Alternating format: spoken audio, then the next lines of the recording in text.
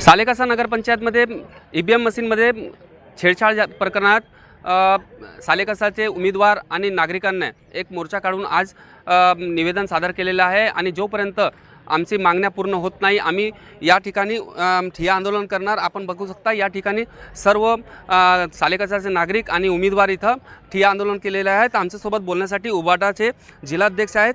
भाऊ काय सांगणार? आज आपण इथं ठिय्या आंदोलन केलेलं आहे आणि तहसीलदारांना निवेदन दिलेलं आहे। संपूर्ण देशामध्ये ज्या प्रकारे हिटलरशाही सुरू आहे त्या हिटलरशाहीच्या अनुषंगानं आज आपण ऐकत होतो, पेपरामध्ये बघत होतो, परंतु या सालेकसा नगरपंचायतीमध्ये प्रत्यक्षात तुम्ही अनुभव केलेला ह्या प्रकारच्या हिटलरशाहीच्या दडपणशाहीचा जो प्रकार झालेला आहे, पूर्ण शिला तोडून एक अधिकारी माझी जबाबदारी नाही आणि अशा प्रकारे अंग झटकवण्याचे काम करत आहे। सर्वस्व जबाबदारी त्यांच्या वाचवण्याचे काम प्रशासनसुद्धा करत आहे। म्हणून या ठिकाणी जे जनता आहे त्या जनतेमध्ये शासनाचे कोणी लोक दिसत नाही। याचा अर्थ स्पष्ट आहे का ते लोक या ठिकाणी मलिदा खाऊन नगरपंचायत ज्या प्रकारे दडपण्याचे काम कराय आपली पूर्ण सत्ता आणावी यासाठी त्यांनी प्रयत्न केलेले आहेत।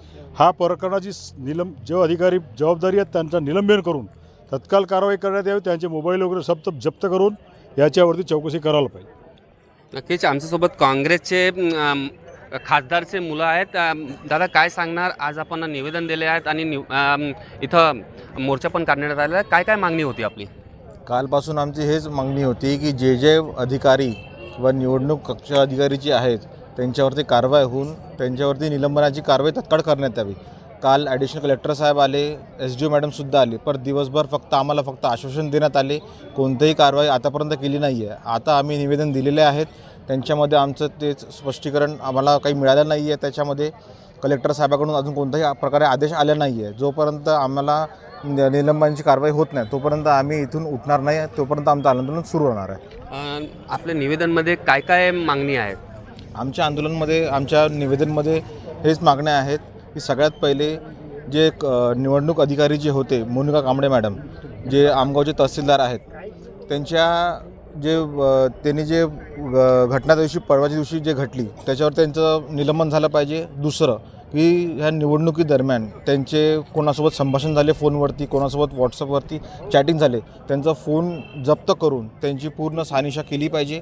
आणि तिसरं म्हणजे की जे भारतीय जनता पार्टीचे जे उमेदवार आहेत त्यांची जे शाळा आहे त्यांच्या शाळेच्या बसमध्ये जे EVM मशीन आहे त्यांचा आवाजावा केलं होतं, ते कोणाच्या अधिकाऱ्याने दिलं होतं आणि ते का बरं त्यांच्याच बसने ते केलं होतं? कारण की जे उमेदवार आहेत जर का टेंडर प्रोसिडिंग झालं असेल तर उमेदवार टेंडर भरू शकत नाही, हे सगळ्यांना माहिती आहे। हे आमची 3 मागण्या आहेत। आमचं म्हणणं आहे की त्या दोषी अधिकारीवरती कर्मचाऱ्यांवरती तत्काळ निलंबनाची कारवाई केली पाहिजे आणि जे सहाय्यक अधिकारी होते त्यांच्यावरती जे सालेकसा नगरपंचायतचे CEO आहेत त्यांच्यावरती अजूनपर्यंत काही कारवाई केली नाही आहे। कारण की निवडणुकी दरम्यान त्यांनी काही जे कर्मचारी आहेत आपल्या काँग्रेस पक्षाचे जे कार्यकर्ते आहेत त्यांना पण धमकावण्याचा खूप प्रयत्न केले आहेत आणि असाही अंदाज आहे की त्यांचे संबंध जे भाजपचे उमेदवार आहेत अध्यक्षपदाचे त्यांच्यासोबत पण त्यांचे घनिष्ठ संबंध आहेत। नक्कीच मी आपल्याला दृश्यमध्ये दाखवू शकतो की सालेकसाचे महिला इथं बसलेले आहेत, ठिय्या आंदोलन करत आहेत। जवळपास 200 ते 300 नागरिक इथं बसलेले आहेत, ठिय्या आंदोलन करत आहेत आणि जोपर्यंत आमची मागण्या पूर्ण होणार नाही तोपर्यंत आम्ही ठिय्या आंदोलन करणार अशी भूमिका सालेकसाचे नागरिक आणि उमेदवारांना घेतली आहे। साईद पठाण, TV9 मराठी, गोंदिया।